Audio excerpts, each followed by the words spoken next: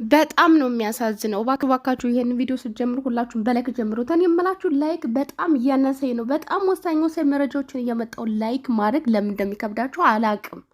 እስቲ ባካችሁ ላይክ አርጉ። ላይክ ስታደርጉ ምናልባት ለብዙዎች ሊዳረስ ይችላል በሚለው ነው ላይክ አርጉ እምላችሁ እንጂ ለእኔ ምንም አያደርግልኝም።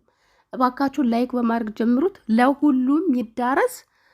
በጣም ያሳዝናል። ቦሌ አየር መንገድ ውስጥ ስትደርስ አንዲት እህታችን የገጠማት ነገር በጣም ነው የሚያሳዝነው። ስሰሙ ሁላችሁም እንደምታዝኑ አልጠራጠርም። ነገር ግን እንድታዝኑ ምናምን አይደለም የምነግራችሁ፣ ለሁሉም ማዳርሳችሁ። ለማያውቁትም ኢትዮጵያ ውስጥም ወደ አረብ ሀገር የትኛውም አረብ ሀገር ይሁን ሲሄዱ እንደዚህ አይነት ነገር ይዘው እንዳይሄዱ አስጠንቅቋቸው። ልጅቱ በጣም ነው የምታሳዝነው። ምንድነው የተፈጠረው በዝርዝር እነግራችኋለሁ። ቪዲዮውን ስትጀምሩ ላይክ በማድረግ ጀምሩት፣ ለሁሉም እንዲደረስ። ሼር ማድረግ የምትችሉ ደግሞ ሼር አድርጉት። ሼር ለማድረግ ግዴታ ዩቲዩበር መሆን አይጠበቅባችሁም። ያለው ነገር ላይ ለጓደኞቻችሁ ሼር እያደረጋችሁ ይህንን መልእክት አድርሱልኝ። አደራ አደራ ነው የምላችሁ። ሰላም ሰላም፣ እንዴት ናችሁ? የተከበራችሁ ቤተሰቦች ደህና ናችሁ? እኔ ያለው እግዚአብሔር ይመስገን። እናንተም በያላችሁበት ዓለም ቅርንጫፍ ሰላማችሁ ብዙ ትርፍ ብልኝ እያልኩኝ እንግዲህ ዛሬ ይዤላችሁ የመጣሁት እጅግ በጣም ወሳኝና አንገብጋቢ መረጃ ነው። ለሁላችሁ እህቶቼ ይድረስ። አለማወቅ ከተጠያቂነት አያድንም። ብዙ ጊዜ ድሃ ተበዳይ ነው። ብዙ ጊዜ የዋህ ተበዳይ ነው። የዋህ ሰው ለሰው ቀን በማሰብ ሰው ልተባበር በማለት ብዙ ሰዎች ሲበደሉ አይቻለሁ። እና ምንድነው የተፈጠረው በዝርዝር ልንገራችሁ። አንዲት እህታችን እንግዲህ እዚህ ዱባይ ውስጥ እጃዛ ቤት ሆና ታረግዛለች። ስራ ምናምን ነገር ምንም ነገር የላትም። ግን እርግዝና ይፈጠራል። እርግዝና ሲፈጠር ኢትዮጵያ ቤተሰቦቿ ጋር ትደውልና ልጁን ማስወረድ እፈልጋለሁ፣ እባካችሁን ባህላዊ መድኃኒት ላኩልኝ ብላ ትናገራለች ማለት ነው። ከዛም በኋላ ይቺ አንዲት እህታችን ወደዚህ ወደ ዱባይ ትመጣለች። እሷ ስመጣ ይሄን ባህላዊ መድኃኒት ይዘሽልን ሂጂ ሲሏት ምንድን ነው ብላ ስጠይቃቸው የጨጓራ መድኃኒት ነው፣ እዚያ ልጃችን አለችና ጨጓራዋን ታማ ይሄ ባህላዊ የጨጓራ መድኃኒት ነው ይሏታል ማለት ነው። እሺ ብላ ይዛ ትመጣለች። እዚህ እኔ የማውቃት ይሄን ጓደኛለች፣ ቲክቶክ ላይ የልብስ ነጋዴ ናት፣ በጣም ታዋቂ ናት፣ ብዙዎቻችሁ ታውቋታላችሁ። አብረው ከኢትዮጵያ ጀምሮ አብረው ነው የመጡት። ኢትዮጵያ ውስጥ ምንም ጥያቄ አልተጠየቀችም፣ ምንም ነገር አልተባለችም፣ አለፈች። ልጅቷም ሲጀመር ምንም ነገር አታውቅም ስለ ሁኔታው ማለት ነው። እንደዚህ ልጅ ማስወጫ ምናምን መሆኑን አታውቅም። ከዛም በኋላ ልክ ዱባይ ስደርስ ግን አየር መንገድ ውስጥ ተያዘች ማለት ነው። ዱባይ ውስጥ ታውቃላችሁ እንኳን አይደለም የሰው ነፍስ ማጥፋት የራሳችሁን ነፍስ እንኳን ብታጠፉ ተጠያቂ ናችሁ። በራሳችሁ ነፍስ ራሱ መወሰን አትችሉም እዚህ ሀገር ላይ ማለት ነው። በጣም ከባድ ወንጀል ነው። በጣም ብዙ እህቶቻችን ባለማወቅ ምንም በማያውቁት አገር ቤት ቢሆን ብትታሰሩ ምንም ብትሆኑ ችግር የለውም። ሰው ሀገር ግን በጣም ከባድ ነው። እንደዚህ አይነት ነገሮች ደግሞ ሀገራቸው ላይ የትኛውም አረብ ሀገር ላይ በጣም ህጋቸው የጠበቀ ነው። የምታውቁት ነገር ነው። ምንም ባታውቁም አላቅም ብላችሁ ዓለም እንኳን ቢነቃነቅላችሁ ማለት ነው ማንም በቃ ያንን ነገር በእጃችሁ ይዛችሁ እስከተገኘ ድረስ ማንም ከጎናችሁ አይቆምም።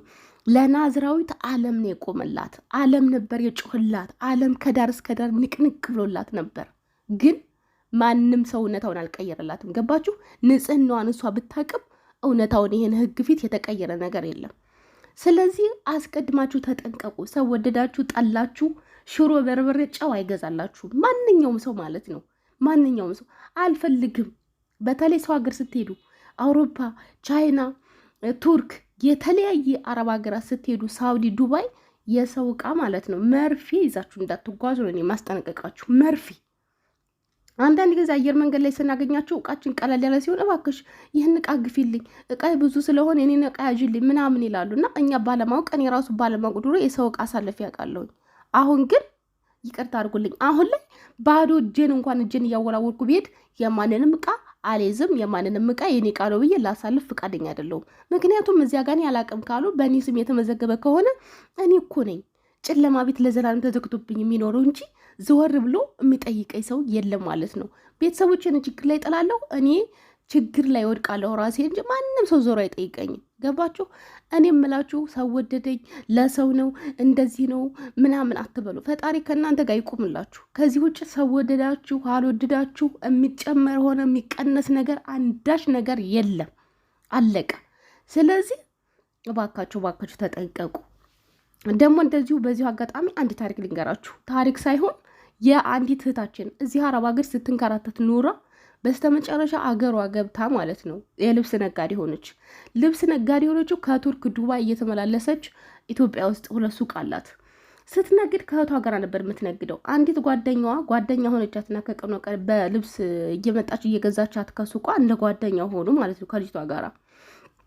ከዛም በኋላ የሆነ ወንድ አምጥታ አስተዋወቀቻት። ከዚያ ወንድ ጋር ደግሞ ሁሌ እየመጣት የኬር ያረጋታል፣ ይንከባከባታል ምናምን ነገር በቃ እንደ ፍቅረኛ ሆኑ ማለት ነው ከልጅቷ ጋራ። ከዛም በኋላ ምን ይላታል? ቱርክ ስትሄጂ እቃ ስታመጪ እናቴ እዚያ ነው የምትኖረው እና ለእናቴ ድርቆሽ ምናምን ነገር ይዘሽላት እንድትሄጂ አደራ ይላታል። ያው ፍቅረኛዋ ነው። እንደዚህ አይነት ኬዝ ደግሞ አይታወቅም በሀገራችን ላይ አሁን የምሬ ነው የምላችሁ። ስንት የዋህ ተበልቷል። ስንት የዋህ ባለፈው ሳውዲ አረቢያ ላይ ምንም በማያውቁት ከወንዝ እነሱ ሲወጡ አሸክማቸው አውጥተዋቸው እዚያ ድንበር ላይ ሲደርሱ ድሃ ግን እስከ ሞት ፍርድን የተፈረደባቸው ታውቃላችሁ። ሁሉም ጮህላቸው። ማንም እውነትን አልቀይረላቸውም።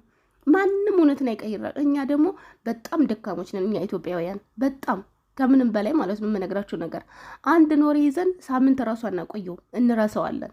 እነዛ ሰዎች ግን የጽዋው ቀማሽ ናቸው። እና ከዚያች ልጅ ምንም ነገር ሳታቅ እቃውን ይዛለት ትሄዳለች ወደ ቱርክ ማለት ነው። ምንድነው ድርቆሽ አድርጎ ከድርቆሹ መካከል ያልተፈቀደ እጽ ነው ያደረገባት ማለት ነው። እዚያ ስደድ ከኢትዮጵያ ያለፈች፣ እዚያ ስትሄድ ግን ቱርክ ስደርስ ማለፍ አልቻለችም። ተያዘች። 2 ቀን ሳይፈጅ ነው ሞት ፍርዷ የተጠናቀቀባት ማለት ነው። በጣም በሚያሳዝን ሁኔታ እግዚአብሔርና ቀን ወጥቶላት ከሰው ፊት አልፋ የራሷን ስራ ጀምራ ለቤተሰቦቿ አለው ስትል መኖር ስትጀምር ፍቅረኛ መስሎ ይሄ ታሪክ እጅግ በጣም በሚያሳዝን ሁኔታ ፊልም ተሰርቶበታል ባለፈው ማለት ነው። ልጅቷ እያለቀሰች ነው የተናገረችው። እህትዮ ልጁን አላማረኝም ተይው እያልኳት ተይው አላማረኝም፣ አልወደድኩትም፣ ሁኔታው ደስ አይልም እያለቻት ግን ልጁ ደግሞ በጣም በቃ እሷን እህትዮዋን ይጠላታል። እሷን እንደሚወዳት አይነት አክት ነው የሚያደርገው። ገባችሁ? ለምን? እሷ ፈቃደኛ ስላልሆነች አንድ ላይ ሲሆኑ ማለት ነው። ስለዚህ የምላችሁ ነገር ምንድን ነው?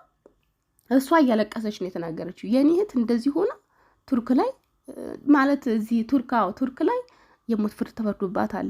እኛ ሚዲያ ላይ ጮሆናል፣ ብዙ ፍትህ ጠይቀናል፣ ግን ማንም ሰው ሊያድናት አልቻለም። እህቴን የአንድ ሰው ዕቃ ይዛችሁ እንዳትሄዱ ባካችሁ። የኔት በፍቅረኛው አማካኝነት አሁን ልጅቱ የፍቅረኛዋም ጓደኛ ያገናኘቻቸውም ፍቅረኛዋም አልተያዙም፣ የት እንዳሉም አይታወቅም፣ አድራሻቸው አልተገኘም። እሷ ግን እዚያው ቱርክ ላይ ቀረች። ገባችሁ? ማንም ሰው ከጎናችሁ አይቆምም። ስለዚህ የምላችሁ ነገር ምንድን ነው? የሰው ዕቃ ፍቅረኛም ይሁን ጓደኛም ይሁን ምንም አይነት ሰው ይሁን እባካችሁ ተጠንቀቁ።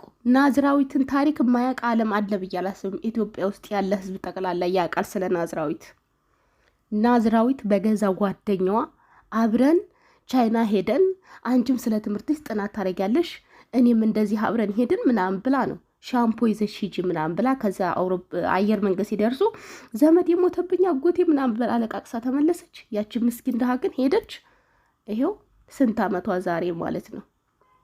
ቢሆንም ግን የኢትዮጵያ ሕዝብ ከዳር እስከ ዳር ስለተነቃነቀ ድምፅ ስለሆናት መንግስታችን ሳይቀር ነው ለእሷ እንግዲህ ፓርላማው ላይ ውይይት ሲያደርግ የነበረው። በዚህ ሁሉ ሰው ድምፅ ከሞት ወደ እድሜ ልክ ጽኑ ስራ ተዘዋውሮላታል ፍርዷ ማለት ነው። ገባችሁ? እና የምልላችሁ ነው የኔ ብጤ ድሃ እባካችሁ ድህነታችን ይበቃናል። ሰው ወደደ ጠላ የራሱ ጉዳይ፣ ገደል ይግባ ሰው። የመሬ ነው የምላችሁ፣ ገደል ይግባ ማንም ይሁን ማንም ይሁን። ስለዚህ ለምታውቁት ሰው በየሄዳችሁበት ለምታውቁ ጓደኞቻችሁ እንደዚህ አይነት ታሪኮችን ንገሯቸው። እነሱ ደግሞ ያውሩ፣ ላገኙ ሰው ያወራሉ። እንዲህ እርስ በርሳችን በየሄድንበት ስናወራ ማለት ነው አንድ ሰው ካዳንን ትልቅ ነገር ነው። አንድ ሰው